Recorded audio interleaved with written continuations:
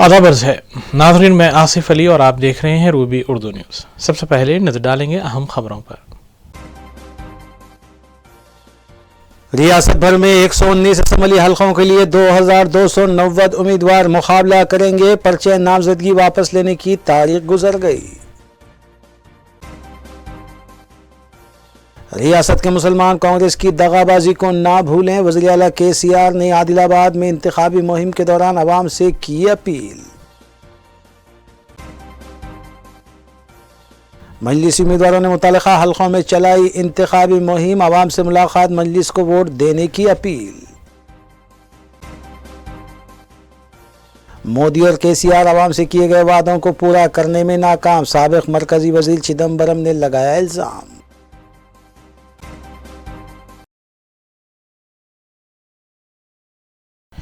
देखते हैं खबरों की तफसील। तेलंगाना में इंतखाबी टिकट न मिलने वाले लीडर्स को घर जाकर अपनी पार्टी में शामिल करने की सरगर्मियां तेज हो चुकी हैं। रियासी वजीर हरीश राव ने इस सिलसिले में तेलंगाना प्रदेश कांग्रेस के साबिक नायब सदर जी अनिल कुमार के घर जाकर उनसे मुलाकात की। तवक्को की जा रही कि हरीश राव ने जी अनिल कुमार को BRS में शमूलियत की भी ख्वाहिश की है।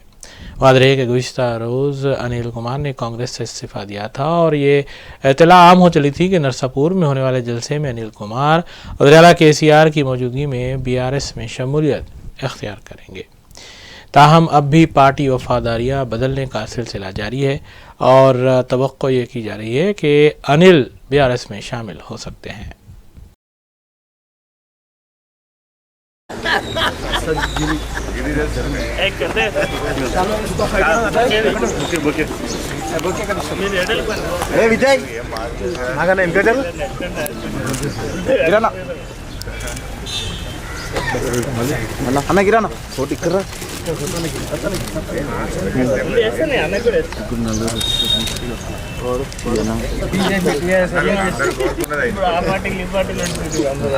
కొంచెం అందరిని ఇక్కడనే ఉంచు.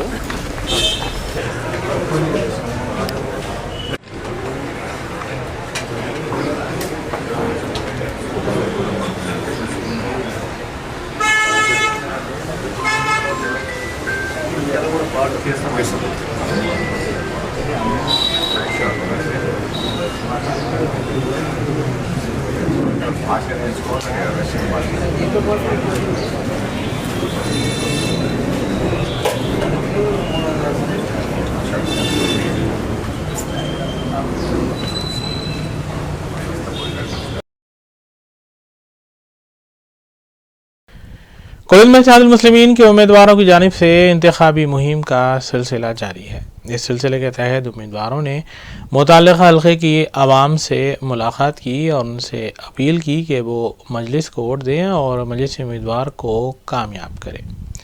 कई मकामात पर मजलिसी उम्मीदवारों का शानदार खैर मकदम किया गया। सदर कुल हिंद मजलिस इत्तेहादुल मुस्लिमीन अपने पार्लिमान हैदराबाद बैरिस्टर असदुद्दीन ओवैसी ने सुबह के औकात में हल्क़े असम्बली मलकपेट के मुख्तलिफ इलाक़ों में मजलिसी रुकन असम्बली और उम्मीदवार हल्क़े मलकपेट अहमद बालाला के लिए इंतखाबी मुहिम चलाई। नाज़रीन, कुल हिंद मजलिस इत्तेहादुल मुस्लिमीन के उम्मीदवारों से जुड़ी इंतखाबी खबरों पर तफसीली नजर डालेंगे मोहम्मद अख्तर के साथ। मजलिस की जानिब से असम्बली इंतखाबात में हिस्सा लेने वाले उम्मीदवार मुतल्लिका हलकों में अपने पैदल दौरों के ज़रिए आवाम से मुलाकात करते हुए उन्हें कामयाब बनाने की अपील भी कर रहे हैं। इस सिलसिले के तहत हल्क़े असम्बली मलकपेट के मुख्तलिफ इलाक़ों में सदर मजलिस बैरिस्टर असदुद्दीन ओवैसी ने मजलिसी उम्मीदवार अहमद बलाला के हमरा अकबरबाग डिवीज़न के मुख्तलिफ इलाक़ों का पैदल दौरा करते हुए इंतखाबी मुहिम चलाई। उन्होंने मुख्तलिफ इलाक़ों का दौरा करते हुए आवाम से मुलाकात की और उनसे अपील की कि वो मजलिस के हक़ में अपने वोट का इस्तेमाल करें। इस मौके पर मजलिसी कॉरपोरेटर्स और सरगर्म मजलिसी कारकुनों की कसीर तादाद भी मौजूद थी। वाज़ेह है कि मजलिसी उम्मीदवार अहमद बलाला मुसलसिल ग्रुप मीटिंग्स और पैदल दौरे करते हुए आवाम से मुलाकात भी कर रहे हैं।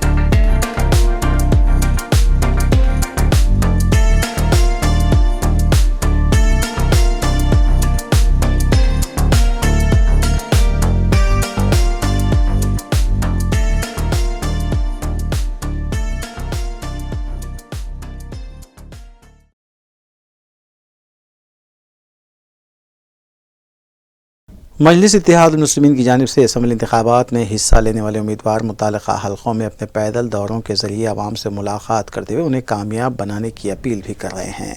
इस सिलसिले के तहत हल्के असम्बली कारवान के गोलकुंडा डिवीज़न और गुड्डी मलकापुर डिवीज़न के मुख्तलिफ इलाक़ों में उम्मीदवार कौसर मोहिउद्दीन ने इंतखाबी मुहिम चलाई। उन्होंने मुख्तलिफ इलाक़ों का दौरा करते हुए आवाम से मुलाकात की और उनसे अपील की कि वो मजलिस के हक़ में अपने वोट का इस्तेमाल करें। इस मौके पर मजलिसी कॉरपोरेटर्स और सरगर्म मजलिसी कारकुन व दीगर भी मौजूद थे। बात यह है कि कौसर मोहिउद्दीन इंतखाबी जलसों से भी खिताब कर रहे हैं।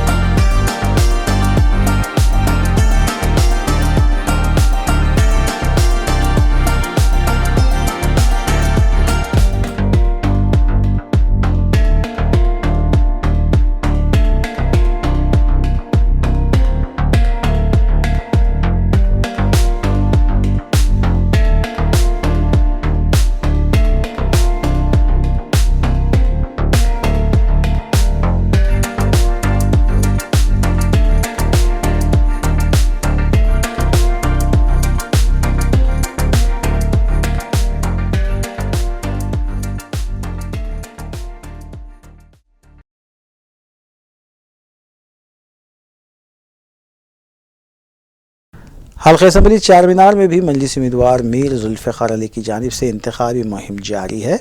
वाज़ेह है कि कुल हिंद मजलिस इत्तेहादुल मुस्लिमीन की जानिब से असम्बली इंतखाबात में हिस्सा लेने वाले उम्मीदवारों के नामों के ऐलान के बाद से ही मुताल्लिक़ा हलक़ों में उम्मीदवारों ने अपने पैदल दौरों का आगाज़ कर दिया है।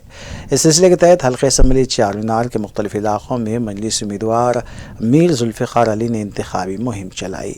पत्थरगट्टी और शालीबंडा डिवीज़न के मुख्तलिफ इलाक़ों का दौरा करते हुए उन्होंने आवाम से मुलाकात की और उनसे अपील की कि वो मजलिस के हक़ में अपने वोट का इस्तेमाल करें। इस मौके पर इंचार्ज हल्के चार मीनार मोहसिन बलाला के अलावा सरगर्म मजलिसी कारकुनों और मुहिब्बान मजलिस की कसीर तादाद भी मौजूद थी।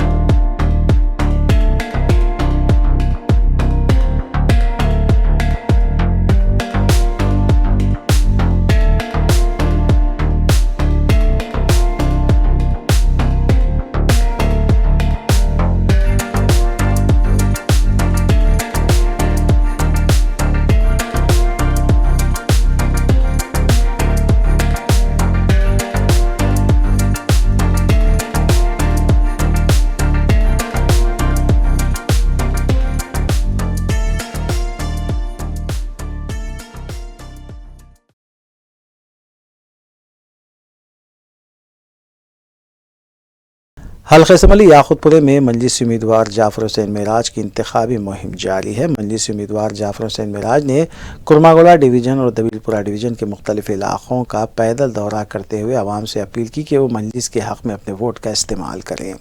वाज़ेह है कि पिछले कई दिन से हल्के असम्बली याकुतपुरे के मुख्तलिफ इलाक़ों में उम्मीदवार जाफर हुसैन मेराज ने अपनी इंतखाबी मुहिम चलाई है। उन्होंने मुख्तलिफ इलाक़ों में ग्रुप मीटिंग्स करते हुए भी आवाम से मुलाकात की और उनसे अपील की कि वो मजलिस के हक़ में अपने वोट का इस्तेमाल करें। इस मौके पर हल्के असम्बली इंचार्ज यासर अरफात, मजलिसी कॉरपोरेटर्स और सरगर्म मजलिसी कारकुनों की कसीर तादाद भी मौजूद थी।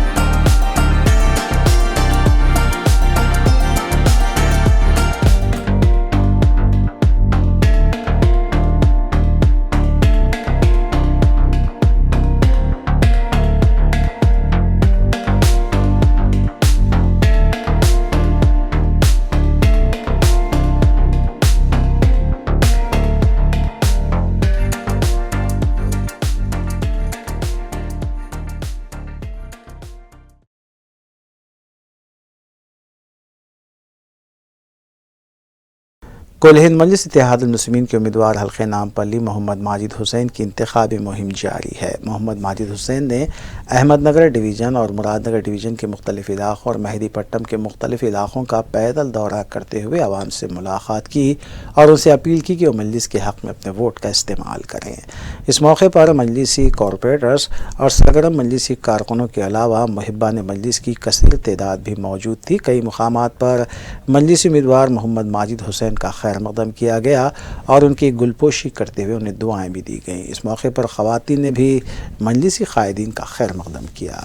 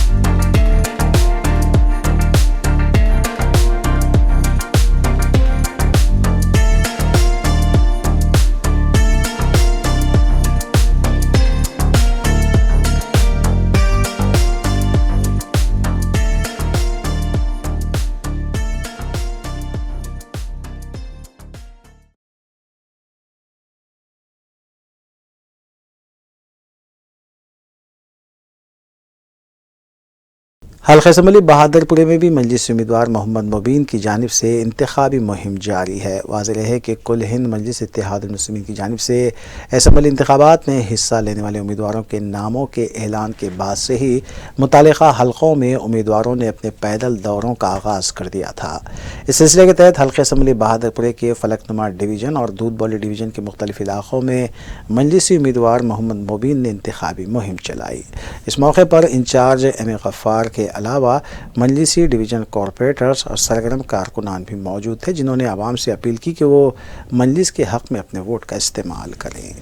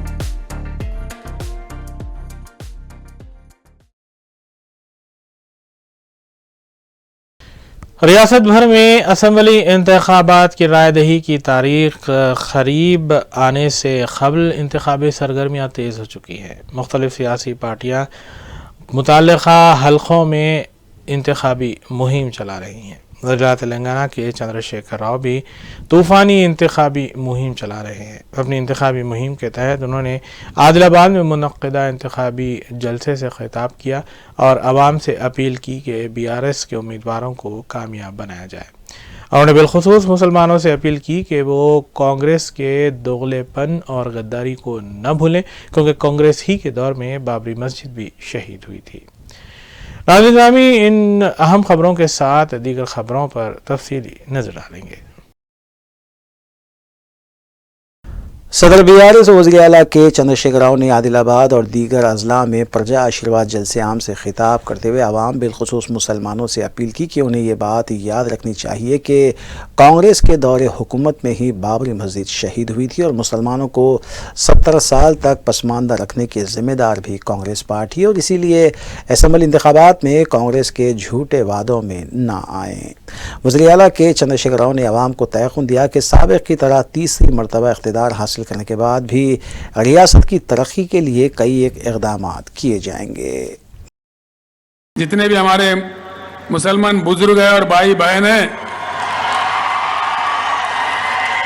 आप तमाम लोगों को मैं सलाम करता हूं और आप लोगों से अदबन गुजारिश करता हूं कि BRS पार्टी को जिताइए, BRS पार्टी का ताउन कीजिए।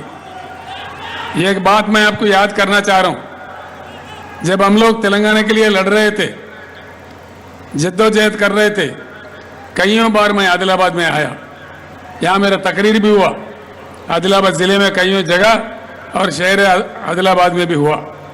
उस टाइम मैं कह रहा था, हमारे जंग में, हमारे लड़ाई में नीयत है, इंसाफ है, इसीलिए अल्लाह के घर में देर है लेकिन अंधेर नहीं है। और अल्लाह का करम हुआ, तेलंगाना हासिल हुआ। और गुज़िश्ता 10 सालों में मैं आपको एक बात बता रहा हूं, ये तेलंगाना एक सेक्युलर रियासत है और सेक्युलर रियासत ही रहेगा। जब तक केसीआर जिंदा है तब तक के लिए पक्का तेलंगाना रियासत सेक्युलर रियासत ही बने रहेगा और उन ताकतों से हम लड़ते रहेंगे। दूसरी बात है, कांग्रेस के जमाने में माइनॉरिटीज को वोट बैंक बना के इस्तेमाल किया, लेकिन अकलियती बहबूदी के लिए कोई अच्छा काम नहीं किया।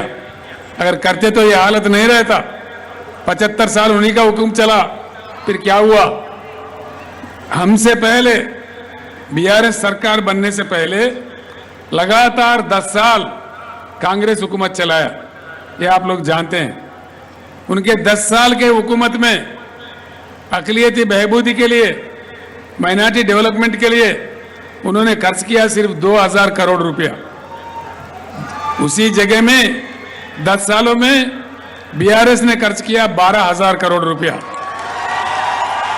आप लोग जानते हैं माइनॉरिटी बच्चे और खवातीन के लिए हम किस प्रकार के रेजिडेंशियल स्कूल खोले हैं।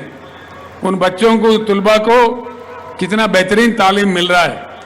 आगे जाके उनकी जिंदगी बनेगा, उनका तरक्की हो जाएगा। हम चाहते हैं हर ईद को हम सरकार की तरफ से मनाते हैं। ईद के तोहफा भी आप लोगों को भेजते हैं।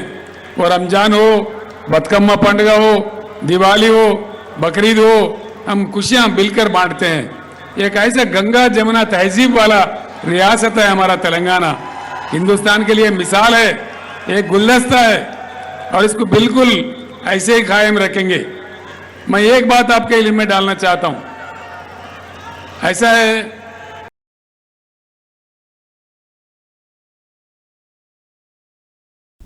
तेलंगाना असम्बली इंतखाबात के सिलसिले में 15 नवंबर को पर्चे नामजदगियों से दस्तबरदारी की आखिरी तारीख गुजर जाने के बाद रियासत के तमाम 119 असम्बली हल्क़ेजात में जुमला 2290 उम्मीदवार मैदान में हैं और सबसे ज़्यादा उम्मीदवार एलबी नगर हल्क़े असम्बली में 48 उम्मीदवार मैदान में हैं। उसके बाद गजवेल में 44 और कामारेड्डी से 39 उम्मीदवार मुकाबला कर रहे हैं, जबकि बहादुरपुरे में 12, चारमीनार में 14, याकुतपुरे में 27, कारवान में 18, मलकपेट में 27, नामपल्ली में 31, चंद्रायन गुट्टे से 21, जोबली हिल्स से 19, सनतनगर से 16, गोशामहल से 21, कोकटपल्ली से 10, उप्पल से 32, मलकाजगिरी से 33 और खुतबुल्लापुर से 15 उम्मीदवार मैदान में हैं।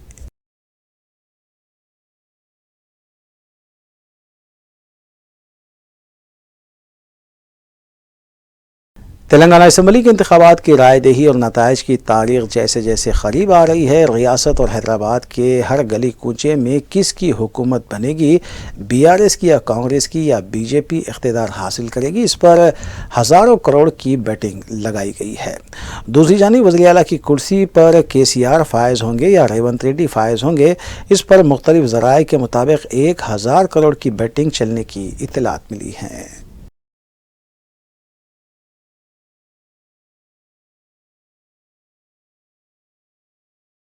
बीआरएस हुकुम खानसाज कौंसिल के कविता ने जगतियाल ज़िले के कोरटला हल्के असम्बली में कॉर्नर मीटिंग से खिताब करते हुए बताया कि कांग्रेस कर्नाटक में आवाम से किए गए वादों को पूरा करने में नाकाम हुई है। बावजूद इसके तेलंगाना की मासूम आवाम के साथ खिलवाड़ करने की कोशिश करते हुए यहाँ की आवाम के साथ गुमराहकुन वादे किए जा रहे हैं, जबकि बीआरएस हुकूमत और वज़ीर आला के चंद्रशेखर राव ने यहाँ की आवाम की मुश्किलात के वक्त उनका साथ दिया और कई एक स्कीमात मुतारफ़ करवाने के अलावा गंगा जमनी तहजीब को भी फ़रोग़ दिया है। और जब तक केसीआर हैं तब तक तेलंगाना में सेकुलर हुकूमत है। మనసులో పెట్టుకోవాల్సిందిగా కోరుతా ఉన్నా। ఇక అక్క ఇంకో విషయం తెలుసు, కేసీఆర్ గారికి 1000 కళ్ళు ఉంటాయి। ఆయన చూస్తుంటాడు ఎవరెవరు ఏం చేస్తున్నారు, ఏ ఊర్లలో ఏమేం జరుగుతుందని। ఆ బండలింగాపురం ఏం జరుగుతుందని ఆలోచన చేస్తే కేసీఆర్ గారికి తెలిసింది ఏంటంటే మా అక్క చెల్లెలు రేషన్ బియ్యం తీసుకుంటున్నారు, కానీ దొడ్డు బియ్యం వస్తున్నాయి కాబట్టి వెనుకంగా పోయి అమ్మేసుకుంటారట మొత్తం దొడ్డు బియ్యం, మళ్ళీ అమ్ముకొని మార్కెట్లకు పోయి సన్న బియ్యం కొనుక్కుంటారట। వాస్తవమేనా ఇది? ఆ విషయం కేసీఆర్ గారికి తెలిసింది। అందుకనే కేసీఆర్ గారు ఏం చేశారు, ఇక మేము దొడ్డు బియ్యం ఇచ్చేందుకు మీరు అమ్ముకునేందుకని ఈసారి గెలిచి అధికారంలోకి రాగానే రేషన్ కార్డులలో, రేషన్ షాపులలో మొత్తానికి మొత్తం అందరికి కూడా సన్న బియ్యం ప్రభుత్వం తరఫునే బాధ్యత ఇద్దామనేటటువంటి నిర్ణయం తీసుకోవడం జరిగింది। అంతేకాకుండా మరి అగ్రవర్ణాల్లో ఉండే పేదలు ఉంటారు,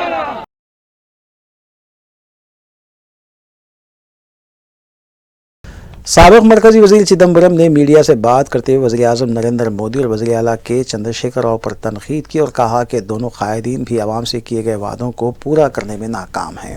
उन्होंने अवाम को तयक़ुन दिया कि कांग्रेस इक़्तिदार हासिल करने के बाद मुल्क और तेलंगाना की मईशत को मुस्तहकम करने के अलावा बेरोज़गार नौजवानों को मुलाजमतें देने और किसानों, अक़लियतों, ख़वातीन और पसमानदा तबक़ात की तरक्की के लिए काम करेगी। उन्होंने इस बात की वजाहत की कि क़ब्ल अज़ीं कांग्रेस ने तेलुगु अवाम के मुतालबे पर आंध्र प्रदेश की तश्कील अमल में लाई थी और फिर तेलंगाना की तश्कील भी कांग्रेस ने ही अमल में लाई थी। So I think Mr. Chandrasekhar Rao is not a particularly good student of history. How was Andhra Pradesh formed? A large part of what was Andhra Pradesh was part of the Madras Presidency. And there was a Hyderabad state. There was a massive movement of the Telugu people to form one state for the Telugu people. Both sides, Telangana and Andhra Pradesh, speak Telugu. There was a massive movement for creating a Telugu speaking state. That is how a single Andhra Pradesh was formed, bringing together all the Telugu speaking people, all the Telugu speaking regions of this part of India. Many years later, there was another movement to divide United Andhra Pradesh into Telangana and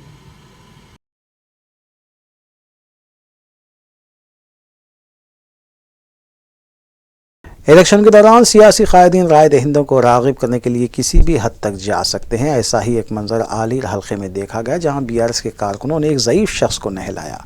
ऐसा लग रहा था कि ज़बरदस्ती इस शख्स को नहलाया जा रहा है। इससे पहले भी बीजेपी के एक उम्मीदवार की तरफ से स्कूल जाने वाले तालिबे इल्म को नहलाया गया था।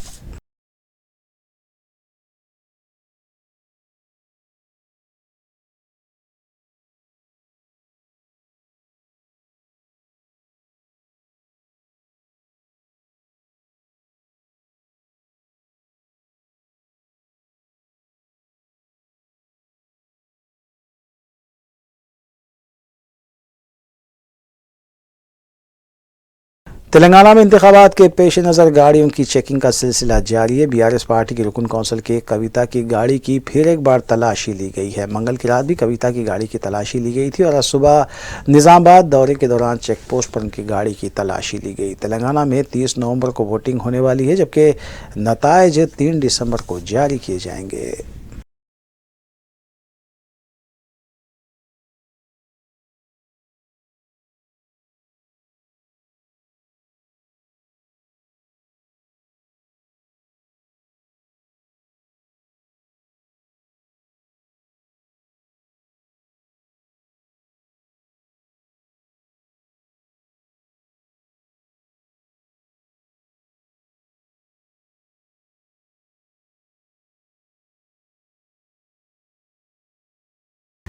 तेलंगाना में एक तरफ जहां इंतखाबात के पेश नज़र सियासी सरगर्मियां जारी हैं, ताहम दूसरी जानिब महकमे इनकम टैक्स की तरफ से भी मुसलसिल धावे हो रहे हैं। तफसीलात के मुताबिक मरियालगुड़े में बीआरएस पार्टी के उम्मीदवार एन भास्कर राव के मकान पर इनकम टैक्स का धावा हुआ। बताया गया है कि तकरीबन 40 टीमों ने हैदराबाद के अलावा नलगुंडा और मरियालगुड़े में एक साथ धावे किए। सिर्फ नलगुंडे में 30 टीमों ने मुहिम में हिस्सा लिया। इतलात ये भी मिल रही हैं कि धावों के दौरान नगद रकम भी जब्त हुई है। इसके अलावा भास्कर राव के बाद उनके बाद साथियों के मकानात पर भी धावे किए गए हैं। रामश्री इंफ्राटेक, वीआई के सॉफ्टवेयर प्राइवेट लिमिटेड और बाज़ रियल एस्टेट कंपनियों पर भी धावों की इत्तला मिली है।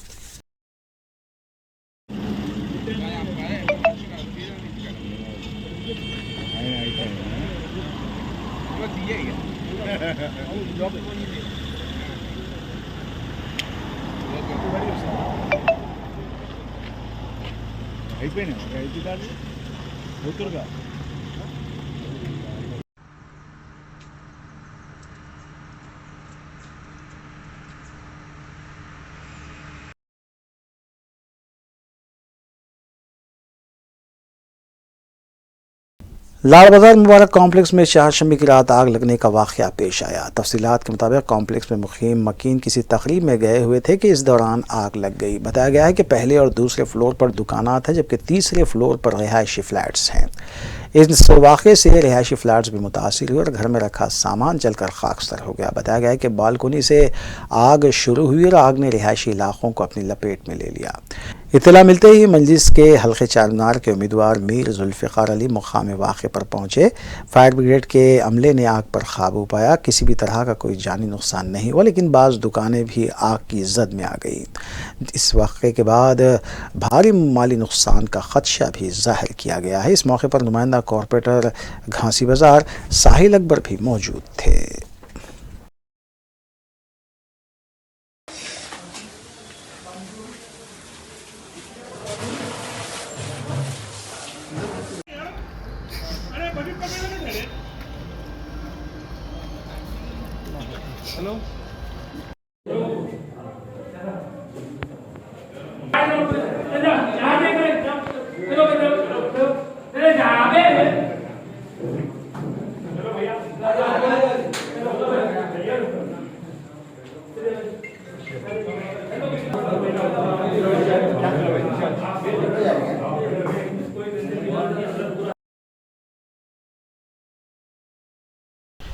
रियासती वजीर बलदी नज़्म व नस्ख KT रामा राव ने जुमेरात को मोइनाबाद में पार्टी उम्मीदवार के यादैया के हक़ में इंतखाबी मुहिम चलाई। इस मौके पर KTR ने अपने खिताब में कहा कि यादैया वरेला के CR के साथियों में से एक साथी है। हल्के चिवड़ला की तरक्की के लिए वला तेलंगाना के चंद्रशेखर राव की सरपरस्ती में ताहाल कई इक़दामात भी किए गए हैं।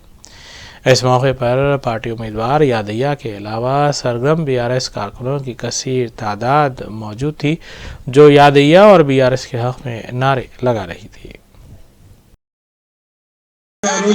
కేసీఆర్ గారిని కలిసి చేవెళ్ల నియోజకవర్గం గురించి ఎప్పటికప్పుడు అభివృద్ధి ఎవ్వరికి సీమకు కూడా హాని చేయని మనస్తత్వం కాళే యాదయ్య గారు. అదే ఈ రోజు పంచాయతీలు లేకుండా ఏ అనవసర గొడవలు లేకుండా కక్షలు లేకుండా బ్రహ్మాండంగా అందరినీ కడుపులో పెట్టుకొని చూసుకుంటూ శాసనసభ్యుడిగా ఒక తండ్రి పాత్రలో అందరినీ కలిసి మెలిసి ముందుకు తీసుకుపోతున్న నాయకుడు యాదయ్య గారు. ఇవాళ కాంగ్రెస్ కానీ బీజేపీ కానీ ఇక్కడ నిలబెట్టిన అభ్యర్థుల గురించి మీకే తెలుసు. కాంగ్రెస్ అభ్యర్థి ఆయుధాల సరఫరా చేసే కేసులో దొరికిపోయిన వ్యక్తి, ఆయుధాలు అమ్మేటోళ్ళు, ఆయుధాలు సరఫరా చేసేటోళ్ళు, వాళ్ళ మీద కేసులు అదేదో గోల్డ్ మెడల్ లెక్క చూపెట్టుకునేటోళ్ళు, అట్లాంటి వాళ్ళు కావాలన్నా లేదా గంగి గోవు లాంటి కాళే యాదయ్య గారు కావాలని ఆలోచించారు. గంగి గోవు అంటే నవ్వొచ్చింది అనుకో.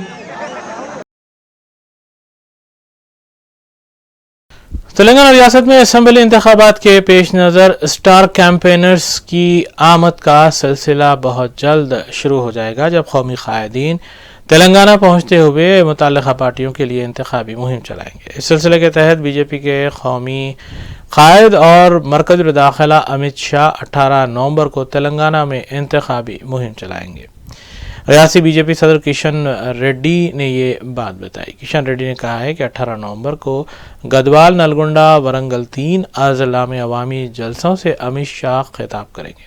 उन्होंने कहा कि इसी दिन तेलंगाना बीजेपी का इलेक्शन के लिए मंशूर भी जारी किया जाएगा। भारतीय जनता पार्टी का सीनियर नेता, भारत सरकार का गृह मंत्री आदरणीय अमित शाह जी इस महीने 18 तारीख को तेलंगाना में इलेक्शन कैंपेन करने के लिए आने वाले हैं। वही दिन लगभग 3 जिलों में गदवाल, नलगोंडा, वरंगल 3 प्रमुख स्थानों में अलग अलग पब्लिक इलेक्शन पब्लिक मीटिंग में अमित शाह जी एड्रेस करेंगे। वही दिन सुबह तेलंगाना असेंबली चुनाव का इलेक्शन मैनिफेस्टो का भी विमोचन करने वाला है। तेलंगाना का जनता के सामने भारतीय जनता पार्टी का एजेंडा इस 18 तारीख को आदरणीय अमित शाह जी तेलंगाना के जनता के सामने घोषित करने वाले हैं।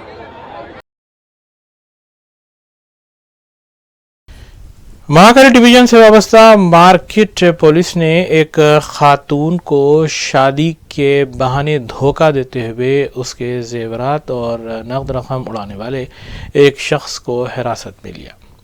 पुलिस के मुताबिक मज़कूरा शख्स के खिलाफ 7 मुख्तलिफ पुलिस स्टेशंस में केसेस दर्ज हैं, जिसमें 35 लाख से ज़ायद रुपए की धोखाधड़ी में ये मुलव्विस है।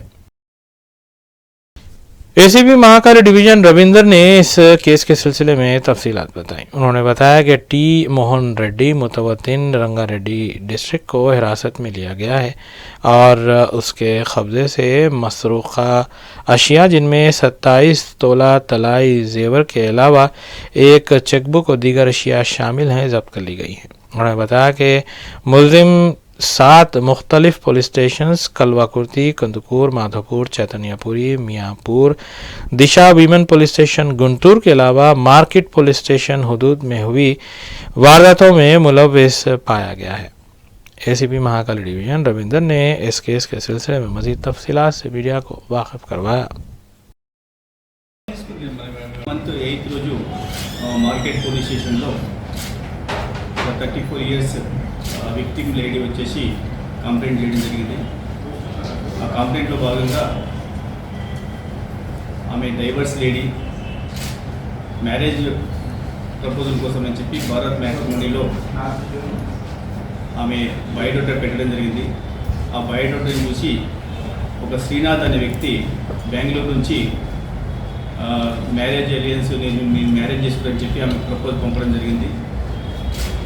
వాళ్ళిద్దరి మధ్య కూడా 3-4 డేస్ చాటింగ్ జరిగిన తర్వాత నేను మిమ్మల్ని ఫిజికల్గా కలవాలనుకుంటున్నాను, మిమ్మల్ని చూడాలనుకుంటున్నాను, మీ యొక్క ఫుల్ ఫోటో కూడా తీసుకొని మీకు ఉన్నటువంటి గోల్డ్ వేసుకొని మీకు ఫోటో తీసుకొని మా మదర్ ఫాదర్ చెప్తే వాళ్ళు యాక్సెప్ట్ చేసి నేను మ్యారేజ్ చేసుకుంటానని చెప్పి అతను ప్రపోజల్ చేయడం జరిగింది. ఆ ప్రపోజల్కి అనుగుణంగానే ఈ మంత్ 7th రోజు అతను శ్రీనాథ్ అనే వ్యక్తి బెంగళూరు నుంచి బయలుదేరి హైదరాబాద్ రావడం జరిగింది. హైదరాబాద్కి వచ్చి సికింద్రాబాద్లో ఒక హోటల్లో రూమ్ తీసుకొని ఇక్కడ వచ్చాను, మరి మీరు వచ్చినట్లయితే మీ ఫోటో తీసుకుంటాను, మీతో ఇంటరాక్ట్ అవుతానని చెప్తే ఆ లేడీ రూమ్కి రావడం జరిగింది. రూమ్కి వచ్చిన తర్వాత ఇద్దరు కొద్దిసేపు మాట్లాడుకున్న తర్వాత సరే ఇప్పుడు మీరు ఫ్రెష్ అప్ కండి, ఫ్రెష్ అప్ అయిన తర్వాత మీరు శారీ కట్టుకొని గోల్డ్ ఆర్నమెంట్స్ వేసుకుంటే ఆ ఫోటో తీసి మా మదర్ ఫాదర్ పెడతాను, వాళ్ళు ఒకవేళ యాక్సెప్ట్ చేసుకుంటే మనం ఫర్దర్గా మ్యారేజ్ ప్రపోజల్ మనం కంటిన్యూ చేసుకోవచ్చు అని చెప్పి చెప్పడం జరిగింది. అతను చెప్పినటువంటి మాటలు ఆ విక్టిమ్ లేడీ నమ్మేసి వాష్రూమ్కి వెళ్ళడం జరుగుతుంది. వాష్రూమ్కి వెళ్ళిన వెంబడే ఏవైతే గోల్డ్ ఆర్నమెంట్స్ అంటే 27 తొలాస్ గోల్డ్ ఆర్నమెంట్స్ ఉన్నటువంటి బ్యాగ్ని అతను తీసుకొని ఇక్కడ నుంచి పారిపోవడం జరిగింది. విక్టిమ్ లేడీ ఇచ్చినటువంటి పిటిషన్ ఆధారంగా మనం కేసు నమోదు చేసుకొని మనకున్నటువంటి టెక్నికల్ ఎవిడెన్స్ ఇతర ఆధారాల ద్వారా అతన్ని మనం అప్రహెన్షన్ చేయడం జరిగింది. అయితే మనం పట్టుకున్న తర్వాత మనకు తెలిసింది ఏంటంటే అతని పేరు శ్రీనాథ్ కాదు, అతని పేరు మోహన్ రెడ్డి. యాక్చువల్గా శ్రీనాథ్ అని చెప్పి అతను భారత్ మ్యాట్రిమోనీలో అప్లోడ్ చేయడం జరిగింది. ఇతను 38 ఇయర్స్ ఉంటాడు. ఇతను నేటివ్ వచ్చేసి మన కందుకూరు మహేశ్వరం దగ్గర ఇతను నేటివ్ విలేజ్. ఇతనికి 2011లో మ్యారేజ్ అవ్వడం జరిగింది. మ్యారేజ్ అయిన తర్వాత మనస్పర్ధలు వచ్చేసి భార్యతో 2020లో విడిపోవడం. आखिर में देखेंगे सुर्खियां एक बार फिर। रियासत भर में 119 असम्बली हलकों के लिए 2290 उम्मीदवार मुकाबला करेंगे। पर्चे नामजदगी वापस लेने की तारीख गुजर गई। रियासत के मुसलमान कांग्रेस की दगाबाजी को ना भूलें। वज़ीर आला KCR ने आदिलाबाद में इंतखाबी मुहिम के दौरान आवाम से की अपील। मजलिसी उम्मीदवारों ने मुतल्लिका हलकों में चलाई इंतखाबी मुहिम। आवाम से मुलाकात, मजलिस को वोट देने की अपील। मोदी और KCR आवाम से किए गए वादों को पूरा करने में नाकाम। साबिक मरकजी वजीर चिदम्बरम ने लगाया इल्जाम।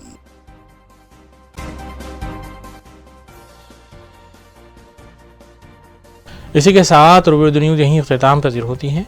रियासती, कौमी और बैनुल-अक़वामी खबरों के लिए देखते रहिए रूबी न्यूज़। हम इस उम्मीद के साथ आपसे इजाज़त लेंगे कि आपका आने वाला दिन अच्छा होगा। अस्सलाम वालेकुम।